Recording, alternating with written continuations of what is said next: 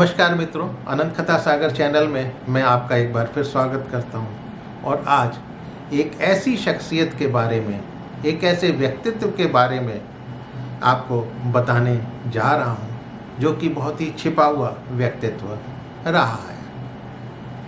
हम लोग, हमारी आगे आने वाली जनरेशन फिल्मी सितारों को, खेल खिलाड़ियों को, उनका वो आइकॉन बन जाते हैं। स्पेशली फिल्मी सितारे बड़ी जल्दी आइकॉन बन जाते हैं उनके। लेकिन कुछ ऐसी महान आत्माएं हैं जिन्होंने पता नहीं कितना काम करा है, उनको कोई जानता भी नहीं। ऐसे ही थे एक डॉक्टर फतेह सिंह, जिनको वेदों का मर्मज्ञ कहा जाता है। इनका जन्म पीलीभीत में हुआ था 13 जुलाई 1913 में। कक्षा 5 में जब ये पढ़ते थे तब एक वक्ता ने बड़े दुख से कहा कि ऋषि दयानंद के देहांत के बाद उनका वेद भाष्य, वेदों की टीका, वो अधूरी रह गई है। बहुत छोटा होने पर भी फतेह सिंह के मन में ये बात कहीं ना कहीं लग गई और उन्होंने संकल्प कर लिया, कभी मौका लगा तो मैं इसको पूरा ज़रूर करूँगा। 1932 में वो हाई स्कूल करके काशी हिंदू विश्वविद्यालय में आ गए। उस समय वहाँ वेद पढ़ाने वाला कोई प्राध्यापक नहीं होता था। पर कुछ समय बाद विश्वविख्यात डॉक्टर S.K. वेलकर वहाँ पर आए। S.K. वेलकर,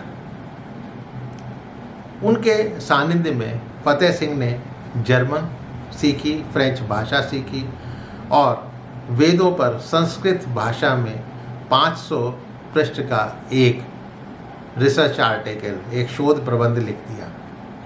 1942 में उन्हें डी.लिट की उपाधि मिली और इस विश्वविद्यालय से संस्कृत में डी.लिट की उपाधि लेने वाले वो प्रथम व्यक्ति थे।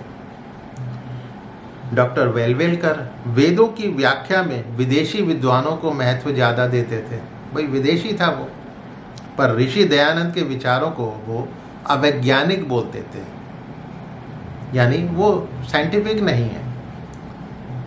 अतः डॉक्टर फतेह सिंह ने ऋषि दयानंद के अभिमत की प्रामाणिकता के पक्ष में उन्होंने सैकड़ों लेख लिखे, जो कि प्रतिष्ठित शोध पत्रों में प्रकाशित भी हुए। इनकी प्रशंसा जो है उस समय डॉक्टर गोपीनाथ कविराज, विधुशेखर भट्टाचार्य और डॉक्टर गंगानाथ झा वगैरह ने करी थी।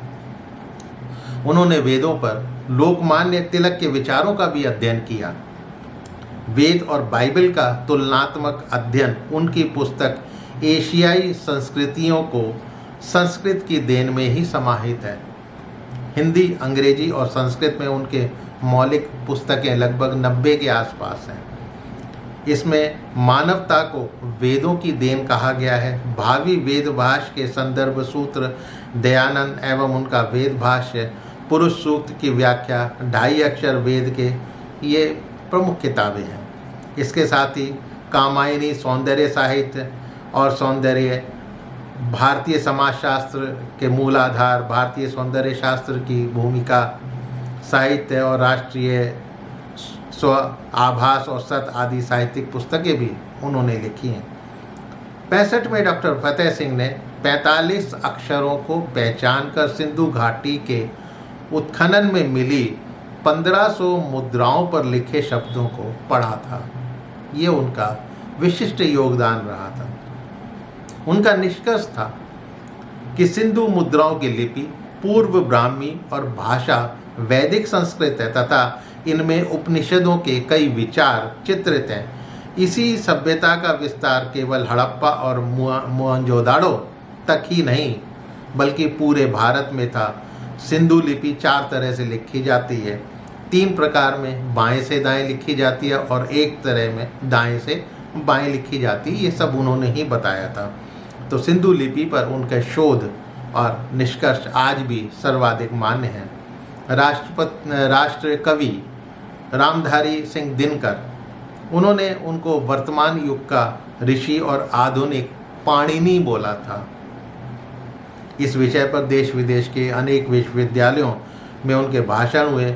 विदेश में तो कई चर्चों तक ने उनके व्याख्यान, उनके लेक्चर ऑर्गेनाइज करे। उन्होंने विश्व मानव की संकल्पना को प्रतिपादित करते हुए बताया कि वेद ही सभी धर्मों का उद्गम स्थान है।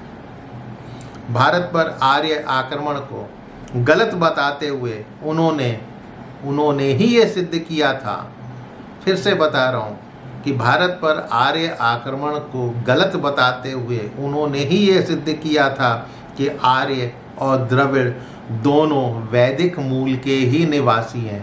आर्य कहीं बाहर से नहीं आए थे, उन्होंने कोई आक्रमण हिंदुस्तान पर नहीं किया था।